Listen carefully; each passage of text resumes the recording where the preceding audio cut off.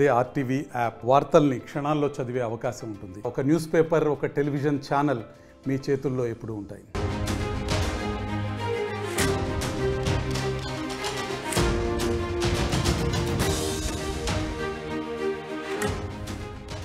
Breaking news. Telangana రాజకీయాల్లో ఏం జరగబోతోంది? రేవంత్ రెడ్డి కొన్ని సంచలన వ్యాఖ్యలు చేశారు. ఒక జాతీయ న్యూస్ ఛానల్కి ఇచ్చిన, నేషనల్ న్యూస్ ఛానల్కి ఇచ్చిన ఇంటర్వ్యూలో రేవంత్ రెడ్డి కొన్ని సంచలన విషయాల గురించి మాట్లాడారు. తుపాకీ సిద్ధంగా ఉంది అన్నారు. జైలుకు పంపడానికి బీఆర్ఎస్ నాయకులకు అంతా సిద్ధంగా ఉంది అని చెప్తున్నారు. అంతేకాదు ఇంకా ప్రతీకార రాజకీయాలు మొదలు పెట్టలేదు, అసలు ప్రతీకారం తీర్చుకోవడం నేను ఇంకా మొదలు పెట్టలేదు అని చెప్తున్నారు. ప్రతీకార రాజకీయాలు కాదు, చేసిన తప్పులకు జైలుకు వెళతారు అంటూ ఆయన సంచలన వ్యాఖ్యలు చేశారు. రేవంత్ రెడ్డి నేషనల్ ఛానల్స్కి ఒక ఇంటర్వ్యూని ఇస్తూ ఆయన చేసిన వ్యాఖ్యలు ఇప్పుడు తెలంగాణ రాజకీయాల్లో సంచలనాత్మకంగా మారాయి, చర్చనీయాంశంగా మారాయి. తెలంగాణ రాజకీయాల్లో త్వరలో ఏం జరగబోతోంది, లోక్సభ ఎన్నికల తర్వాత తెలంగాణ రాజకీయాల్లో ఏం జరగబోతోంది అన్నది ఇప్పుడు చర్చనీయాంశంగా మారింది.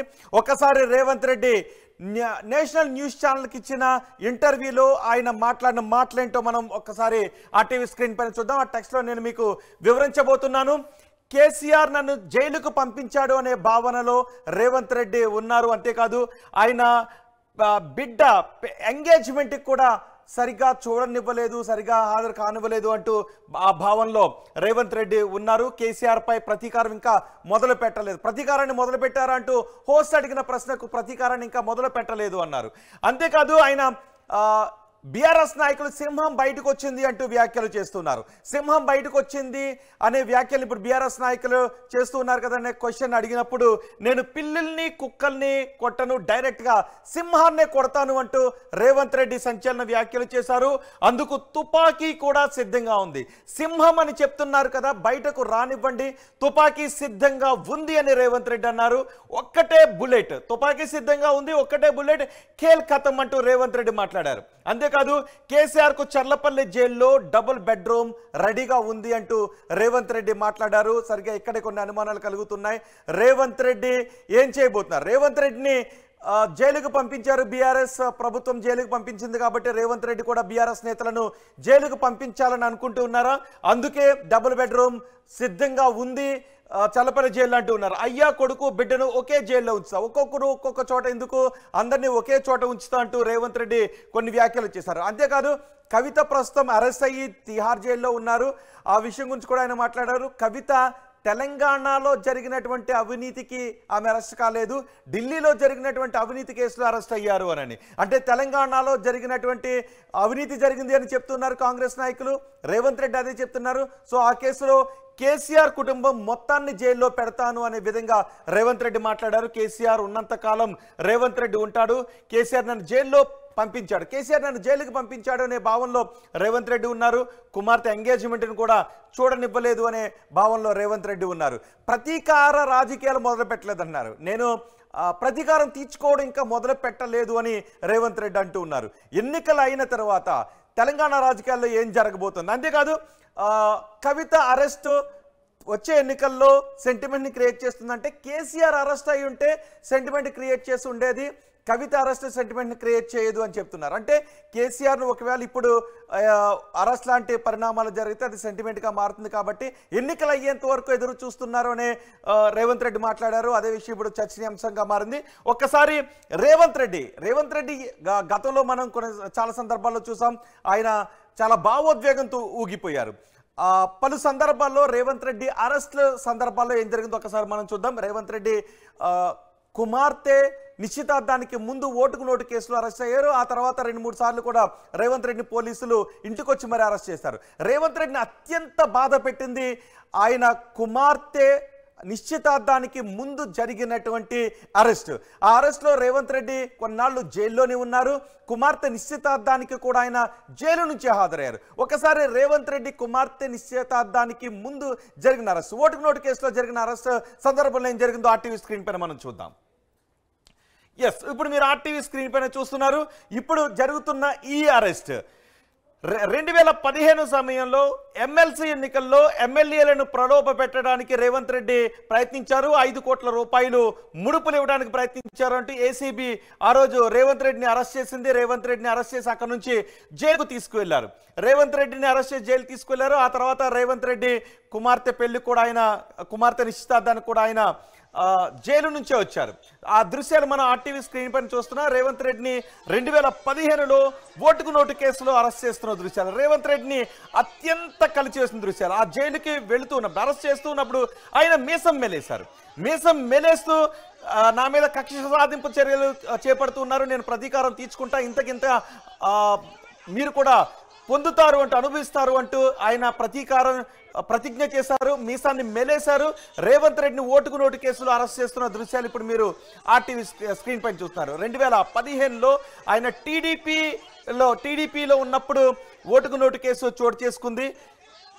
ఓటుకు నోటు కేసులో 5 కోట్ల రూపాయలు ఇవ్వటానికి ట్రై చేశారు మా ఎమ్మెల్యేలకంటూ బీఆర్ఎస్ ఫిర్యాదు చేయడంతో ఏసీబీ అదుపులోకి తీసుకుంది. ఆ దృశ్యాలు మీరు చూస్తున్నారు.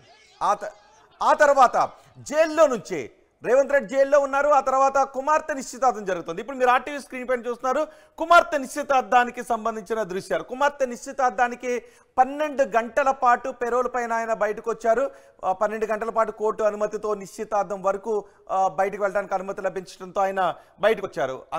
ఎవరి మొహాల్లోనూ సంతోషం కనిపించట్లేదు. నిజానికి అది సంతోషకరమైనటువంటి సందర్భం. కానీ రేవంత్ రెడ్డి ఆ బాధనంతటిని దిగమింగుకున్నారు. ఆయన ముఖంలో ఆ బాధనంతటిని దిగమింగుకొని గుండెల్లో నుంచి దుఃఖం పొంగుకొస్తున్న ఆ బాధని, కుమార్తె నిశ్చితార్థానికి ఆయన నవ్వుతూ చాలా ఆనందంగా ఉండాల్సినటువంటి సందర్భంలో జైలు నుంచి నేను కుమార్తె నిశ్చితార్థానికి వచ్చాననే బాధ రేవంత్ రెడ్డి ముఖంలో చాలా స్పష్టంగా మనకి కనిపిస్తుంది. ఆయన అక్కడికి వచ్చిన అతిథులను పలకరిస్తూ ఉన్నా ఆయన చాలా దుఃఖంలో ఉన్నారు, చాలా బాధలో ఉన్నారు. నేను దుఃఖంలో 9 ఏళ్ళు గడిపాను అంటూ కూడా ఆయన కొన్ని వ్యాఖ్యలు కూడా చేశారు. కుమార్తె ఎంగేజ్మెంట్ సందర్భంలో ఆ రోజు రాజకీయ ప్రముఖులంతా కూడా అక్కడ హాజరయ్యారు, అందరినీ పలకరిస్తారు. కానీ 12 గంటల పాటు కోర్టు అనుమతితో ఆయన నిశ్చితార్థానికి వచ్చారు. కుమార్తె నిశ్చితార్థానికి జైలు నుంచి రావాల్సినటువంటి పరిస్థితి నెలకొంది అని ఆయన చాలా బాధతో దుఃఖంతో అక్కడ కనిపించారు. దుఃఖాన్ని ఎక్కడ కూడా బయట కనపడలేదు. ఆయన ముఖంలో కొంచెం అది కనిపిస్తూ ఉంటుంది. ఆ తర్వాత మనం చూడొచ్చు రాజకీయ ప్రముఖులందరూ కూడా అక్కడ మనకు కనిపిస్తున్నారు. దానం నాగేందర్, ఎర్రబెల్లి దయాకర్ కూడా అక్కడికి వచ్చారు నిశ్చితార్థానికి. రాజకీయ ప్రముఖులందరూ కూడా అక్కడికి వచ్చారు. చంద్రబాబు కూడా సతీ సమేతంగా వచ్చి అక్కడ అన్ని కార్యక్రమాలను దగ్గరుండి కూడా చూశారు. కానీ రేవంత్ రెడ్డిని మాత్రం ఈ ఇన్సిడెంట్ అప్పటి నుంచి ఆయన చాలా దుఃఖంతో ఉన్నారు, చాలా బాధతో ఉన్నారు. ఇంకా చెప్పాలి అంటే దీనికి ఇంతకింత ప్రతీకారం తీర్చుకోవాలి అని రేవంత్ రెడ్డి మనసులో అనుకున్నారు, గట్టిగా బలంగా ఉంది అని బయట మనకి కొన్ని విశ్లేషణలు కూడా వినిపిస్తుంటుంటాయి. ఆ తర్వాత మరో సందర్భంలో కూడా రేవంత్ రెడ్డి అరెస్ట్ అయ్యారు. ఆ తర్వాత కొన్ని సందర్భాల్లో అరెస్ట్ అయ్యారు. రేవంత్ రెడ్డి ఇంటికి వచ్చి మరి అర్ధరాత్రి పోలీసులు రేవంత్ రెడ్డి ఇంటికి వచ్చి మరి రేవంత్ రెడ్డిని అదుపులోకి తీసుకుని వెళ్తున్నారు. పోలీసులతో వాగ్వాదం చేస్తారు. ఒకసారి రేవంత్ రెడ్డి అక్కడ పోలీసులతో వాగ్వాదం చేస్తున్న దృశ్యాలు, ఆ మాటలు విందాం మనం.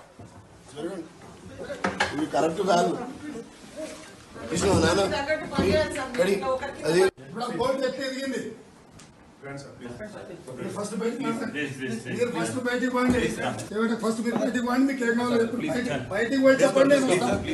మీరు బయటికి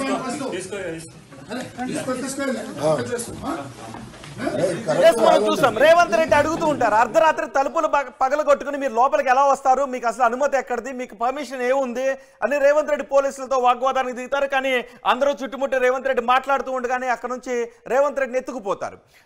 తర్వాత రేవంత్ రెడ్డి భార్య కూడా వాళ్ళ పోలీసులతో వాగ్వాదానికి దిగుతారు. కానీ పోలీసులు ఎవరు కూడా వినిపించుకోరు. ఇలా నన్ను పలు సందర్భాల్లో అక్రమంగా అరెస్ట్ చేశారు అని రేవంత్ రెడ్డి చాలా బాధ పెట్టుకున్నారు.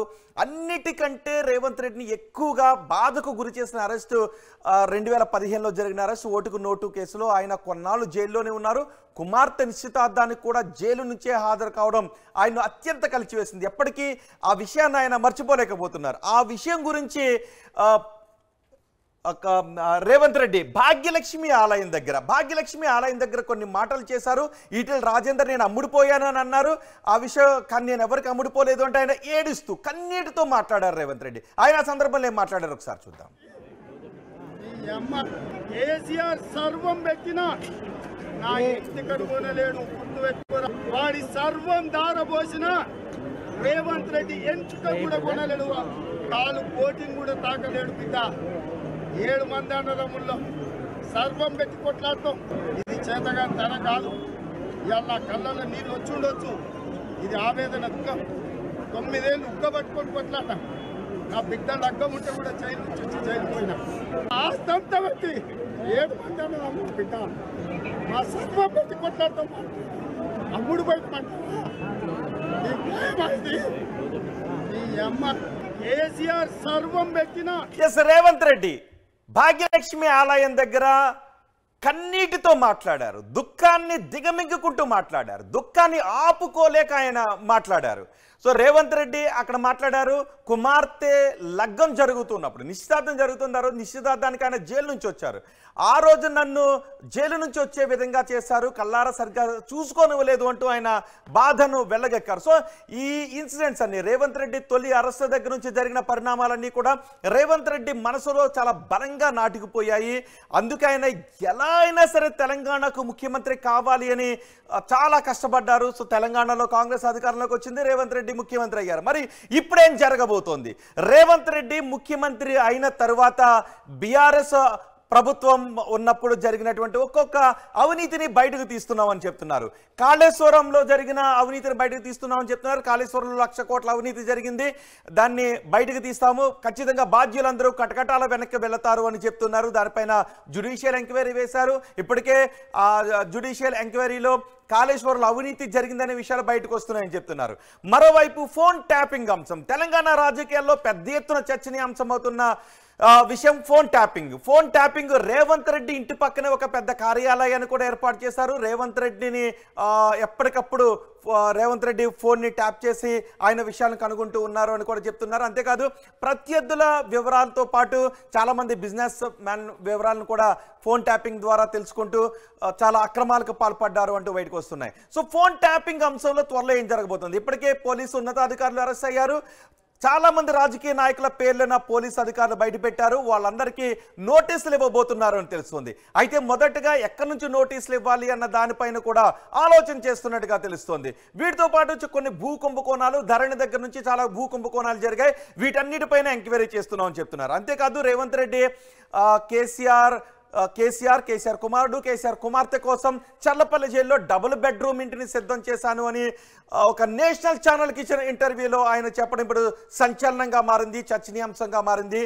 లోక్సభ ఎన్నికల తర్వాత తెలంగాణ రాజకీయాల్లో ఏం జరగబోతోంది?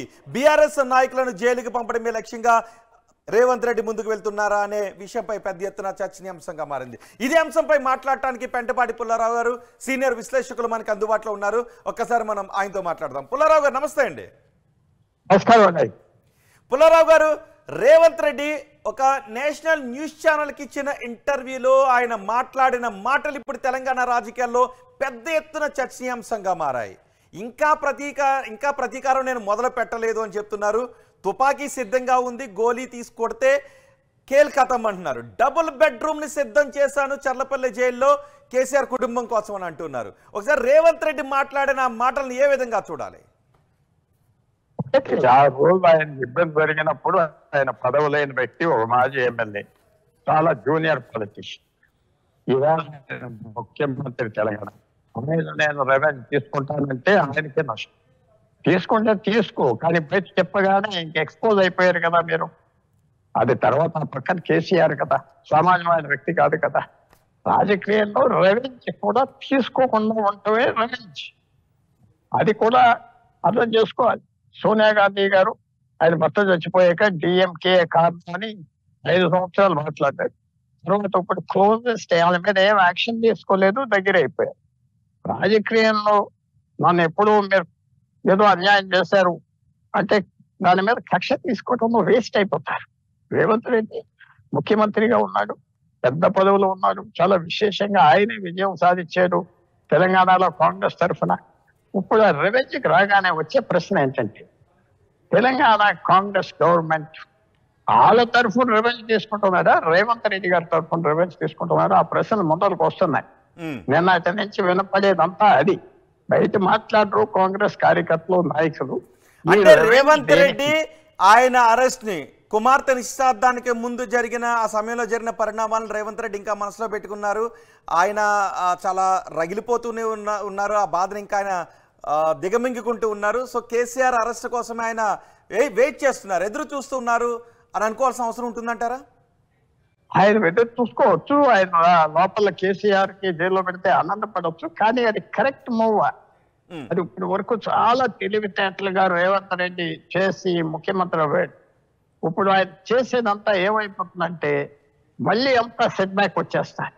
కేసీఆర్ కి లైఫ్ ఇస్తాడు, ఆయన కేసీఆర్ పాలిటిక్స్ కి లైఫ్ ఇస్తాడు.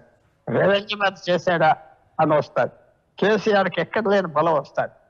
రెవెన్యూ అనేది తీసుకునే టైంలో చాలా ఆలోచన, దానివల్ల లాభం ఏంటి, దానివల్ల సెట్ బ్యాక్స్ ఏంటి ఆలోచించుకోవాలి కదా. ఇప్పుడు ఆ రోజు ఆయన ఏం కాదు, ఒక ఎక్స్ఎమ్మెల్యేగా తిరుగుతున్నాడు హైదరాబాద్ లో, ఏదో కేసీఆర్ చేశాడు, కేసీఆర్ తప్పు చేశాడు అంటే కేసీఆర్ మాజీ ముఖ్యమంత్రి అయిపోయేది కదా ఇవాళ ఇలాంటి తప్పుల వల్ల.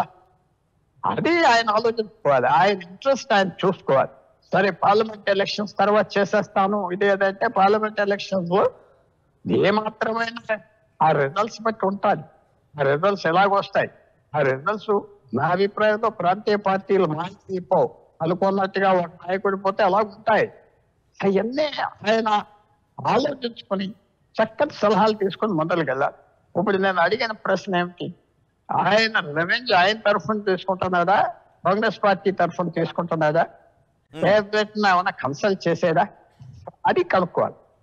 క్యాబినెట్ ను కన్సల్ట్ చేసేదా, అన్ని విషయాల్లో చేస్తా అంటున్నాడు కదా, నా గవర్నమెంట్ కాదు కదా, క్యాబినెట్ గవర్నమెంట్ అందరిని కన్సల్ట్ చేస్తాను అంటున్నాడు కదా. సో అది కన్సల్ట్ చేసేదా లేదా అంటే ఒకవేళ పరిణామాలు చూస్తూ ఉంటే బీఆర్ఎస్ పెద్ద తలకాయలు అరెస్ట్ అయ్యే సంకేతాలు ఏమైనా కనిపిస్తున్నాయా కాళేశ్వరం విషయంలో కానీ ఫోన్ ట్యాపింగ్ విషయంలో కానీ? ఇది అన్నిటికంటే ఫోన్ ట్యాపింగ్ సీరియస్ ఇష్యూ. ఎందుకంటే సెంట్రల్ టెలిగ్రాఫ్ యాక్ట్ నుంచి వచ్చిన అధికారాలు, ఒక ఫోన్ ట్యాప్ చేయాలంటే సెంట్రల్ గవర్నమెంట్ కూడా పాత్ర ఉండాలి. ఇది చాలా సీరియస్ ఇష్యూ. ఈ కాళేశ్వరం లేకపోతే నా మీద కక్ష తీసుకున్నాడు, నా అమ్మాయి ఎంగేజ్మెంట్, ఇదంతా కొంచెం డ్రమాటిక్ గా ఉన్నది. మళ్ళాటి వాళ్ళు చూడటానికి కూడా కొంచెం ఆనందపడి చూస్తాం. ఆ ఎమోషనల్ స్పీచ్ అది అవన్నీ బాగున్నాయి, ఇంట్రెస్టింగ్ గా ఉంటాయి, కానీ అవి అంత సీరియస్ విషయాలు కాదు.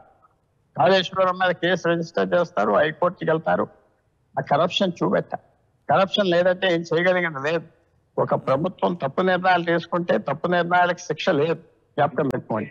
ఎంతవరకు ఎందుకో మీరు ఢిల్లీ లిక్కర్ స్కామ్ కేసు ఏంటి, పాలసీ నిర్ణయం తీసుకున్నందుకు కాదు, తప్పు పాలసీ తీసుకో చెడ్డ పాలసీ తీసుకొని ఇష్టం, కానీ ఆ పాలసీ నిర్ణయం లిక్కర్ స్కామ్ లో నువ్వు డబ్బు తీసుకున్నావు, అందువల్లే కేజ్రీవాల్ జైల్లో ఉన్నాడు, అందువల్లే కవిత ఆ జైలు ఇబ్బందులు ఉన్నారు, అందరూ జైలుకి వెళ్తున్నారు.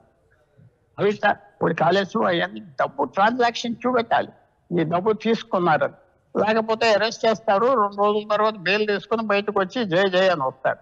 అరెస్ట్ చేసేటప్పుడు కేసీఆర్ లాంటి వాళ్ళని చాలా జాగ్రత్తగా ఆలోచించుకొని కంప్లీట్ గా ఫెయిల్ సేఫ్ అంటే ఫెయిలియర్ లేకుండా అరెస్ట్ చేసి ఏమంటారు పచ్చాగా చేస్తే గానీ అది పొరపాటు అయిపోతుంది. అందువల్ల ఈవేళ చూడవలసింది ఏంటంటే రేవంత్ రెడ్డి గారు అంత చక్కటి పోస్ట్ లో ఉన్నారు. అంటే ఒకవేళ కాళేశ్వరంలో అవినీతిని కూడా చూపిస్తే మాత్రమే అక్కడ అరెస్టులు జరిగే అవకాశం ఉంటుందని అరెస్ట్ ఎవరినైనా చేస్తూ అరెస్ట్ సస్టైన్ అవ్వాలి కదా, బెయిల్ ఇచ్చి ఈ కేసులో ఏం లేదు బయటకు వస్తే ఇంకేం లేదు. ఆ కరప్షన్ చూపెట్టాలి, లింక్ చూపెట్టాలి. అంటే ఫోన్ ట్యాపింగ్ విషయం బీఆర్ఎస్ పెద్ద తలకాయలకు చుట్టుకునే అవకాశమే ఉంది. ఫోన్ ట్యాపింగ్ విషయం చాలా సీరియస్ విషయం.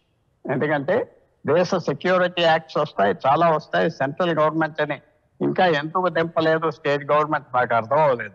ఎందుకంటే ఇది చాలా ఇంపార్టెంట్ ఇష్యూ. ఆ phone tapping central government officers phone tap చేశారా, డిఫెన్స్ ఆఫీసర్లు ఫోన్ ట్యాప్ చేశారా, ఇవన్నీ బయటకు వస్తాయి కదా. అది ఇంకా వీళ్ళు సీరియస్ గా ఉన్నారంటే తెలంగాణ వాళ్ళు సెంట్రల్ గవర్నమెంట్ కూడా పిలిచి ఇన్వాల్వ్ చేసి వాళ్ళు కూడా ఒక పార్టీగా ఇంట్రెస్టెడ్ పార్టీగా పెట్టి మొదలుకైతే ఇదే సీరియస్. రేవంత్ రెడ్డి అడుగులు ఏ విధంగా మీకు కనిపిస్తున్నాయి? ఇప్పటి వరకు రేవంత్ రెడ్డి అడుగులు కాళేశ్వరంపై విచారణను వేగవంతం చేయడం, మరోవైపు ఫోన్ ట్యాపింగ్ లో వడివడిగా ముందుకు వెళ్తూ ఉండటం, బీఆర్ఎస్ ఎమ్మెల్యేలను కాంగ్రెస్ లోకి తీసుకుంటూ ఉండటం, బీఆర్ఎస్ ఎల్పీనే కాంగ్రెస్ లో విలీనం చేయాలి అనే ప్రయత్నాలు జరుగుతున్నాయి. మాతో కొంతమంది ఎమ్మెల్యేలు 20 నుంచి 25 మంది వరకు ఎమ్మెల్యేలు టచ్ లో ఉన్నారంటూ కాంగ్రెస్ నాయకులు హింట్ ఇస్తూ ఉండటం, ఇవన్నీ దేనికి సంకేతం అనుకోవాలి? ఎమ్మెల్యేలు వెళ్ళిపోతాం, అది పెద్ద ఆశ్చర్యపడక్కర్లేదు. తెలంగాణలో అలవాటు పడిపోయారు. అవకాశం వస్తే వెళ్ళిపోతారు. దానివల్ల ఏదో పెద్ద విశేషమే. ఇప్పుడు మనం 4 నెలల బట్టి వింటున్నాం కదా ఎమ్మెల్యేలు వెళ్ళిపోతున్నారని. ఇంకా సర్ప్రైజ్ ఏముంది దాంట్లో? వెళ్ళిపోతే సర్ప్రైజ్. కొంతమంది కూడా అక్కడికి వెళ్ళి కూర్చొని రేవంత్ రెడ్డి పని పడతారు. ఎందుకంటే వాళ్ళకి ఏమి సాటిస్ఫాక్షన్ ఉండదు, వాళ్ళు తిరగబడతారు. సో ఈ తర్వాత ఉన్న వాళ్ళని కూడా అది పెద్ద విషయం కాదు. మీరు అడిగిన దానికి ఫస్ట్ ఆఫ్ ఆల్ ఆయన రెవెన్యూ పాలిటిక్స్ మీద వెళ్తే ఆయన దెబ్బతినేస్తాడు రేవంత్ రెడ్డి. ఆయన సాఫ్ట్ గా ఉండి ఆయన రివెంజ్ తీసుకుంటాను అనే దానికంటే రివెంజ్ ఇంకా మొదలు పెట్టలేదు. హోస్ట్ అడిగిన ప్రశ్నకు రివెంజ్ ఇంకా మొదలు పెట్టలేదు అని అంటున్నారు. కానీ పరిణామాలు చూస్తుంటే ఏమనిపిస్తోంది? పరిణామాలు చూస్తే ఆయన కూడా ఆలోచించుకుంటున్నాడు. రివెంజ్ మీద జరిగితే ఆయన మీద మట్టి పడిపోతాడు. ఆయన చాలా ఇంటెలిజెంట్ మ్యాన్. ఆయన తక్కువ తెలివితేటలు ఉన్నాయని చెప్పట్లేదు.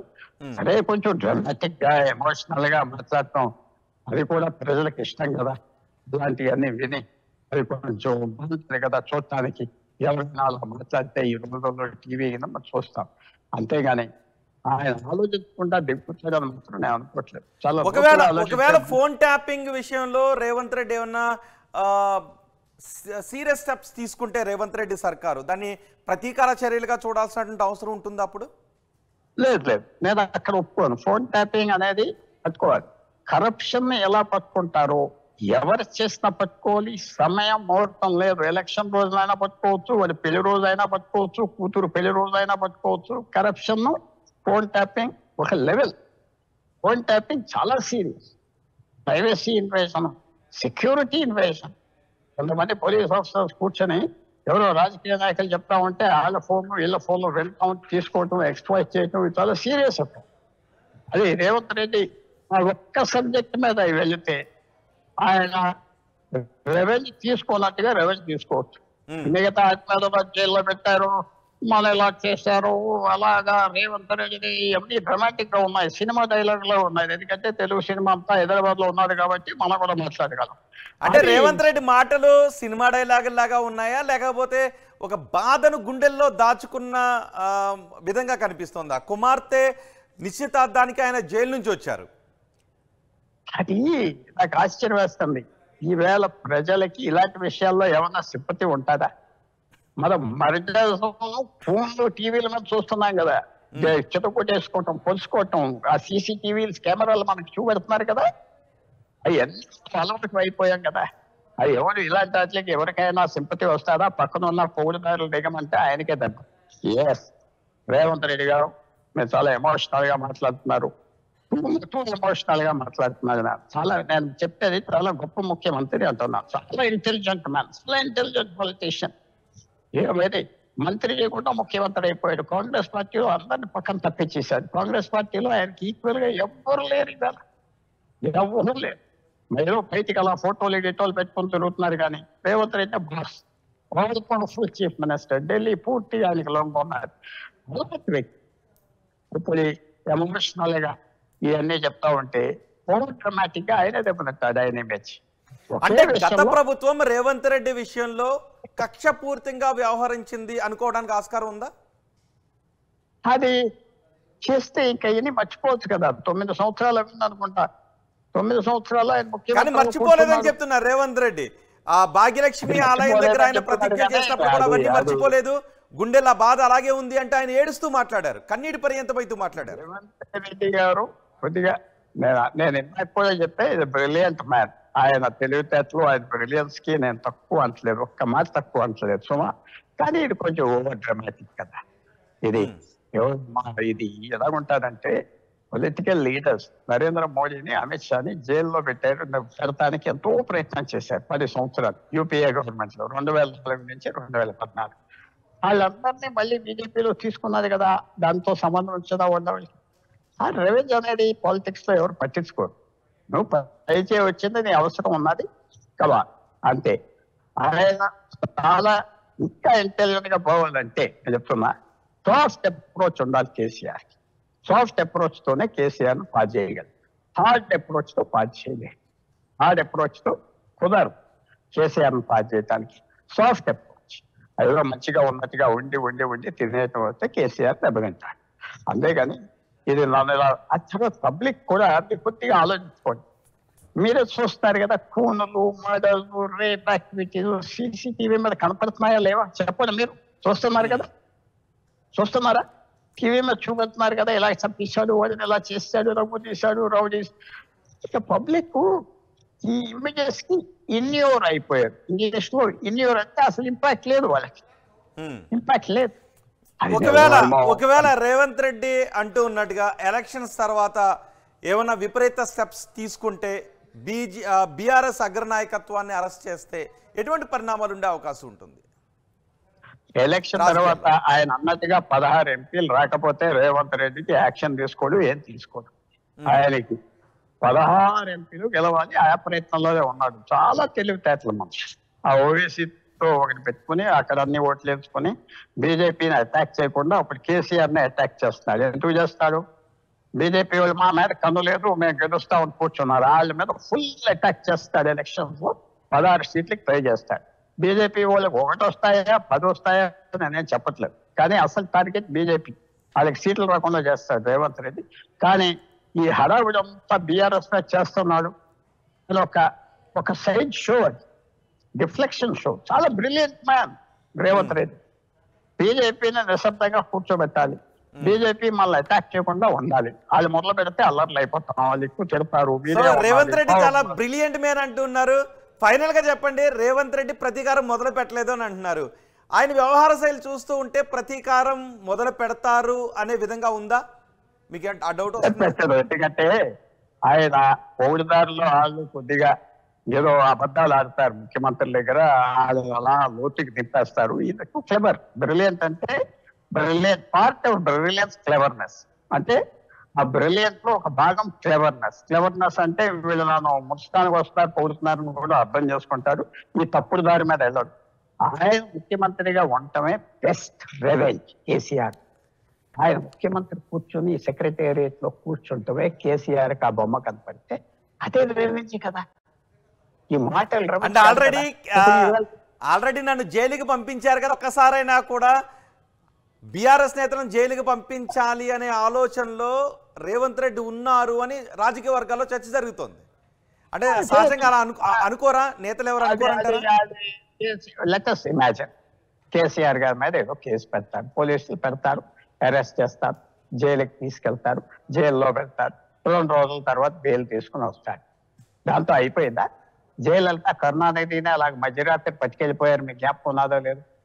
నెక్స్ట్ మార్నింగ్ బెయిల్ ఇచ్చారు. అంతే కదా. అది రెవెంజ్ అయితే దీంతో నేను నిద్రపోతానని రేవంత్ రెడ్డి గారు అంటే డాక్టర్ వెనుమతి పుల్లారావు అంత బ్రిలియంట్ మ్యాన్ అంచనా వేసింది నేను తప్పవేనేమో. ఆయన Revanth Reddy very shoot man అంటున్నా. అది ఏదో మాటలకు అన్నాడు ఎమోషనల్ గా ఉన్నట్టుగా.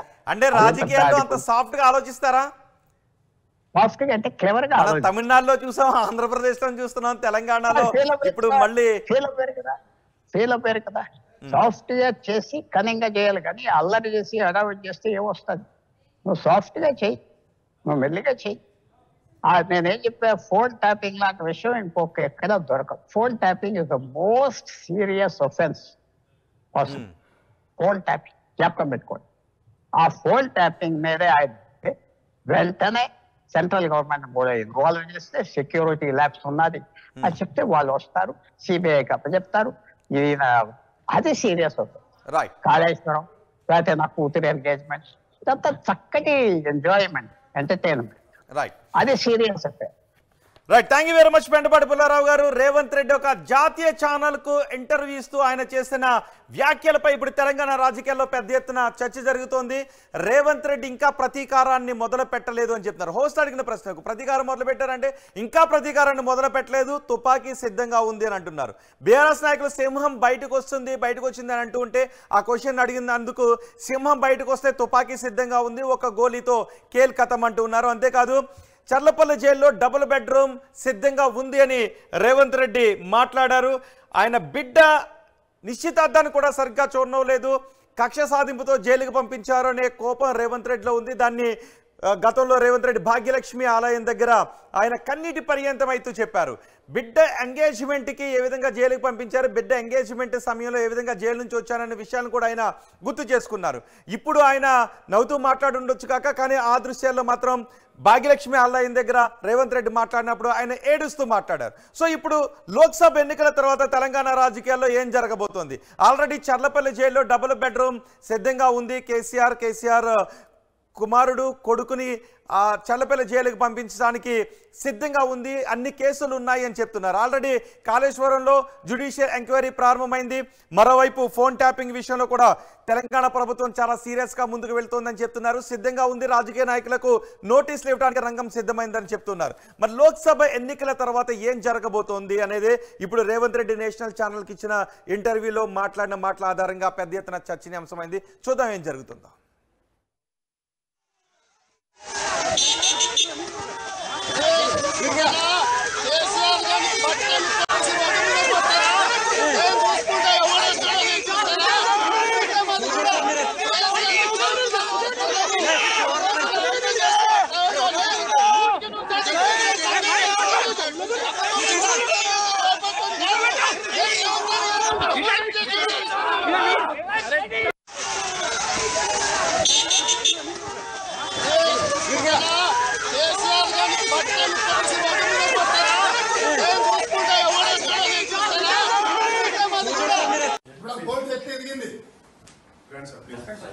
ఫస్ట్ బయటికి పోండి, ఫస్ట్ మీరు బయటికి పోండి. మీకు ఏం కావాలి బయటికి పోయి చెప్పండి. మీరు బయటికి పోండి ఫస్ట్. కరెక్ట్ కాదండి, ఇది కరెక్ట్ కాదు, ఇది కరెక్ట్ కాదు.